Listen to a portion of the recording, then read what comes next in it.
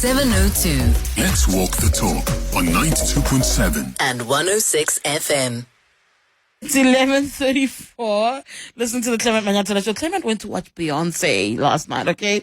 That's the thing that's bugging me a little bit. That's where my focus is off. Tshidi Madia standing in for Clement. Of course, it's now time to have a health and wellness feature. Speak to Leigh-Joy a little bit about what does self-regulation actually mean? Do you know what it means? Call in if you've got questions. Let's walk the talk. 702. So self-regulation in young people apparently refers to our ability to manage our emotions. I don't know if you've ever heard of the phrase self-regulate. I sometimes use it, but I don't think I'm using it correctly. But you try and check your emotions in either, I think it's always in heightened situations. It might not be. We joined in studio by Leigh-Joy, who's the Chief Visionary and Program Officer at H3 Cubed. Right? Hello, Lee. Welcome. Thank you. So good to see you. Always fantastic to see you. Self-regulation, as I'm saying now, is something I don't fully understand. I always think it's about putting your emotions in check, but it's not just about emotions. By definition, what is self-regulation? So we have a holistic approach that we teach the youth when we're looking at self-regulation. And it's a spiritual, physical, intellectual, creative, emotional, and sexual sensual regulation. So if we take spiritual, for argument's sake, that's looking at how we disconnected from that which is sacred. So if you look at our tripod model, which has 3 pillars that it relies on, one is self-care, the other is sacred care, and the third one is tribe care. So how do we authentically connect to those 3 aspects? And when we do that, we are self-regulating. How do we go about it on a day-to-day basis? How does one become mindful that they've checked into all those 3 throughout the day in order to be able to self-regulate? So let's use an example. Say I've got really anxious thoughts about a pitch that I've got to do at work today. So then I check, what are my thoughts about? Where does my fear come from? Is it past fear? Is it future fear? Is it based on what's happening right now? And I talk myself through that because my emotions are connected to my thoughts, right? So my emotions are going to be all over the show. Yeah. So if I look at what are my thoughts and I think clearly about who I am, I've done this before. I'm in a place of expertise. I'm the expert in the room. So, often there'll be like a feeling of imposter syndrome, which will drive the dysregulation. And so we have that talk to ourselves about the truth of who we are. And then our emotions normally calm down. And then we take the actions to be able to be in alignment. And that's when we're integrous with ourselves. So that's when we self-regulate. When you speak about it, and I've never thought about it this way, but I remember a psychiatrist saying to me once, I suffer from anxiety, and the psychiatrist said to me that you've got to be able to figure out what are irrational thoughts versus the rational thoughts. And what you're describing almost sounds like that to me. Like you need to go through in your own head and your emotions, what in the moment is irrational and is rational. If you've got calls for Lee, please feel free to call in. If you've got questions about what it means to self-regulate and how you can go about it, please feel free to call in 011-883-0702. You can send in a voice note or a WhatsApp. You can be anonymous on the platform as well. 072-702-1702. How important is it for young people to self-regulate, Lee? And I don't know if we differentiate what self-regulation looks like for young people versus their older counterparts. I love that question. And, I work in the adult space, and I felt God say to me, Lee, what if you had to take this to the youth? What if you had to teach young people the stuff that you're teaching adults? Maybe they wouldn't be sitting on your couch when they're 27, 28. And if they do, then maybe they wouldn't have made as poor decisions based on trauma or grief that they experienced. So, no, our program has been running very well with adults, and so we've started running it with children, and it's been an amazing. It's almost, I'm going to sound biased. It's almost like the kids are more hungry for it. They're more open to it, and their ability to internalize it and then see the benefits of it obviously helps them to want to do it more. So it's been remarkable to see young people just really sponge this information.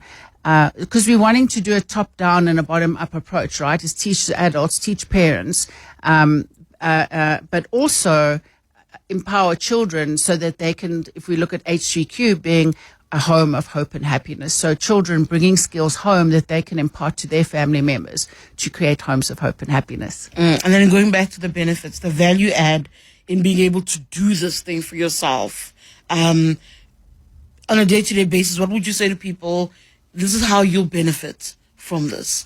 Well, let's look at bullying, addiction, and suicide, right? Those are the three things that we're hoping to combat, or that we're working hard to combat. If we look at bullying and somebody says you're fat and you're ugly and you're stupid, and a person goes and believes that about themselves, they make that like you said earlier, irrational thought a truth for themselves.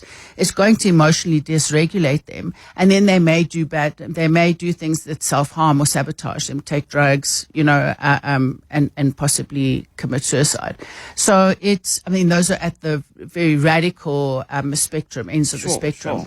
So for us, it's really about giving children, the youth, 10 to 35, the opportunity to really believe in themselves, the truth of who they are, the truth of the sacredness of who they are, so that when people talk lies about them, they can have compassion for that person, because that person is dysregulated.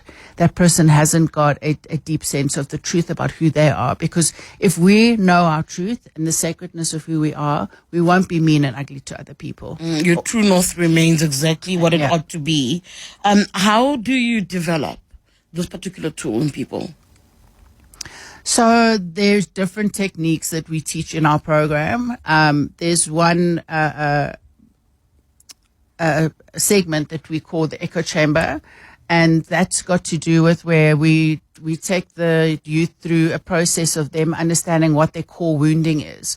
So for me, my 3 core woundings are that I don't feel wanted, I don't feel loved, and I don't feel seen. That's in the worst feeling of who I am. And those 3 belief systems came from being adopted and given up for adoption and having quite a traumatic youth. So my life and my experience spoke back to me in a way that I believed the truth of it, that I wasn't wanted. If I was given up for adoption, I couldn't possibly be wanted. And so I made really poor decisions, believing that was what the world was showing back to me.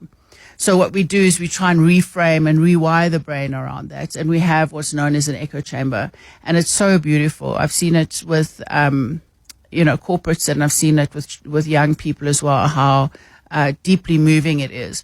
But so as me as an example, I stood in front of the class, and they all said back to me, "You are wanted, you are loved, you are seen," and they said it over and over and over again, so that part of me, that young child that believed that, could hear that in a different way.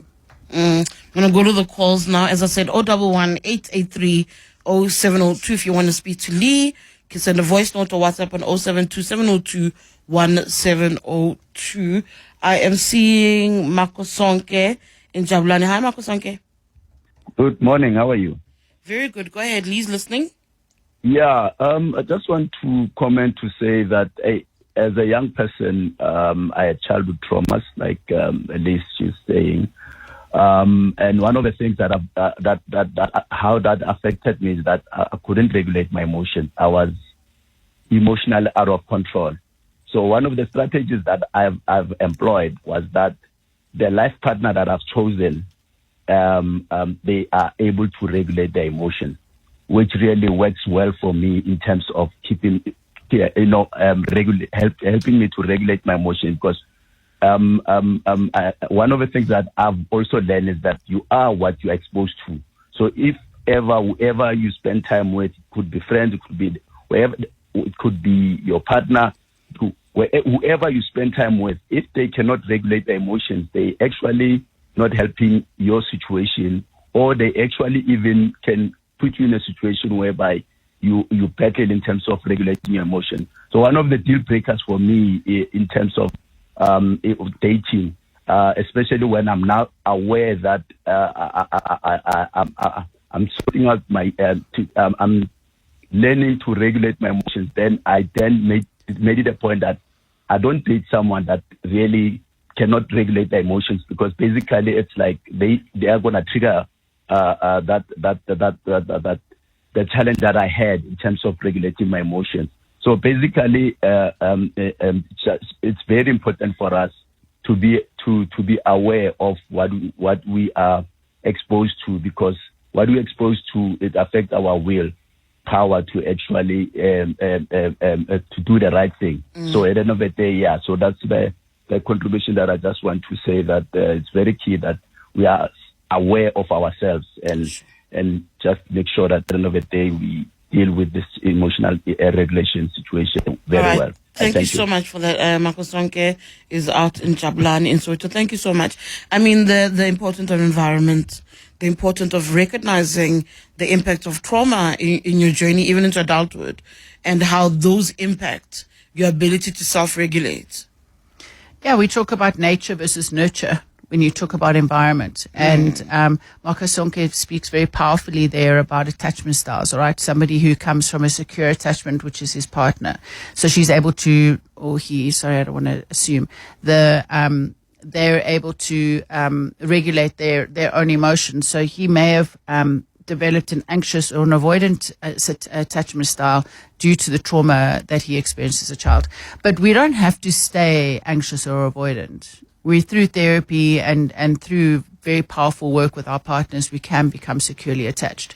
And the tools that I give these children or the youth is being able to move when they're feeling dysregulated, acknowledging I'm feeling dysregulated now. Which part of me needs what? What age is this person inside of me responding? What is she needing or he needing to hear? So to self-regulate, to come into alignment and integrity with themselves, and then to be secure so that they can then speak from a place of self-empowerment. Monica and Centurion, I do see you. I'll come to you after this break. Join us. Let's walk the talk. This is 702. 11:49. We are in conversation with Leigh-Joy from H3 Cubed. She is the Chief Visionary and Program Officer. We're speaking about the ability and the importance and the value of being able to learn to self-regulate. Be it your anger, your thoughts, your emotions, your actions. There is value that is derived from being able to regulate all of that. We've got Monica and Centurion on the line. Monica, hi. Hi, how are you? Very good. Go ahead. So I was in foster care since I was 4 years old. And it's just a comment on like the comment made about adoption and feeling unwanted, because obviously like that's something that I dealt with, like heavily in my life. And I was bullied as well at school this one time. And what was said to me was, at least my parents wanted me. And I had my best friend's mom at the time actually said the most beautiful thing to me. And she said to me, your parents chose you. And I think that is for everyone that's been adopted and, that's in a foster family. Like, that's an important thing to remember, is that, like, we were chosen by a family. Like, our family didn't get stuck with us, like, they chose us specifically. They had a choice on whether or not to be with their kid. And that made me feel so good about myself. And I never really had that issue of not feeling wanted since that day. Thank you so much. That's about what you're speaking about there, Monica. It's about remembering again that true north that I was speaking about. It's also being able to filter, the value of filtering that which isn't your truth, that can have an adverse impact on you, but you can control how much you allow it to influence you. I think for me, Monica, I'm so happy that you had that experience, that you felt chosen. I think that's really beautiful. I'm happy for you. I think what was hard for me is that the thing that kept flying around in the bottom of my consciousness was, if my dad didn't want me, because my mom was killed by an infant when I was 4, and then my dad gave us up for adoption. So the thing that flew around in my brain was, if my father didn't want me, who would possibly want me? And I got adopted by family, and it was and they did the best they could, and yes, they did choose to adopt me. But there was a thing that lay at the bottom of who I was. Well, if my biological dad didn't want me, then how could it possibly be true? And you know what, Tshidi? I set myself in so many situations where I wasn't wanted. I behaved badly. I behaved in ways that I pushed people away. And when I started to realize, but Leigh, there are going to be people that are not going to want you. Not everybody's going to want you. Yeah, you're not everyone's cup of tea. And that's okay. You don't have to like everybody, and not everybody has to like you, but we do need to be respectful and kind to ourselves and each other. I'm going to play you a couple of voice notes, Leigh. Just take a listen.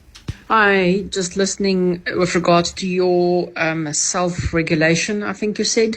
For me, it's good old-fashioned self-control. It's always been around. But the comment I'd like to make is also, how everything gets twisted. If you work in a corporate environment, often you find, especially if you're a woman, you find that people will imply that you don't have self-control, that you can't control your emotions. And in environments like that, the end result is there's no passion. Things don't get done because people don't want to show emotion. They don't want to show that they frustrated that something isn't happening. They don't want to show that they are angry because there's an injustice. Sadly, you can also self-control things into nothing. So for me, again, that big deal in life, it's about balance. Still being able to express yourself, but making sure when you express yourself, it adds value. Not having such an extent of control that you become nothing. And it is a challenge. It's something that we all work on in life. Dumela Tshidi and your guest, Kingsley from Germiston. I'm finding in the line of work that I'm doing that there's definitely more and more children that are struggling with self-regulating. And I found that in the past, I've literally had to, for example, teach a child how to do deep breathing exercises just to get them to calm down, particularly when it comes to anger issues. And sometimes I find that children just need a reassuring touch, if that makes sense. Sometimes they just need a hug. Sometimes they just need you to create a space where they can feel emotionally vulnerable without feeling judged, if that makes any sense. And I found that the more and more we do that is the more we get children to understand their own emotions and how to be aware of what it is that they are feeling, but more importantly, to be able to communicate what they are feeling so that they can get the assistance that they need. I think that's an important point being raised there by Kingsley. Leigh, as you weigh in on that, maybe speak about what parents can do to aid that process. Oh, I'm so glad, Kingsley. Thank you so much for bringing that question, because we sit in an environment, we sit in a society where parents haven't been taught how to self-regulate. So, I mean, if I just talk about Generation X, the X generation, we were pretty much feral children. We were left on the streets to cycle and run wild. And if we expressed anything except for joy and appreciation, we got into a lot of trouble. So we never learned, like, anger. We had to kind of swallow our anger, and eventually it would, like, come out sideways. Our parents weren't self-regulated. Their anger issues, the boomers definitely didn't give them any kind of a time of day. So we're now working with children because we feel like it's the next generation that we're empowering. We're hoping they're going to go home and teach their parents how to do this. And it's really powerful work. What Kingsley is saying about breath work is one of the things that we teach. It is so simple, but so powerful. So there's a whole arsenal of tips, tools, and techniques that we teach in this workshop. It's a half-day workshop that can give children the opportunity to change their lives because of the way that they self-regulate. They're going to make different decisions. How do people get involved? Tell me a little bit more about the work that you do, and also what the challenges are in trying to get support and help more children in that regard. Thank you. We're doing some amazing work with the Special Olympics at the moment. We're looking for funding to be able to roll out a program with their leadership team, and then to nationwide to 57,000 athletes, which is super exciting. But we are needing funding for that. So if there's anybody that feels on their heart that they'd like to come and partner with us and the Special Olympics, that would be amazing. And then we're in talks with other MPCs and MGOs that work with children. The Character Company is one. They do amazing work with mentoring boys without to be good men that don't have fathers. So we're a non-profit. We're in the process of getting a PBO. So once we have got a PBO, we'll be able to offer a Section 18A certificate to a corporate who donates funds via as part of their CSI. And any individuals, that are feeling that the youth is on their heart and they want to be able to come and fund a program at a school, donate funds so that we can run programs nationally. How do they contact you? My WhatsApp number is 079 525 8991, and then they can also email me on lee@h3cube.co.za. Thank you so much. I'm going to bring our conversation to an end, but I'm interested in what can be done with some of the work that you are doing. Leigh, thank you so much for joining us. Leigh-Joy, of course, is the Chief Visionary and Program Officer at H3 Cubed.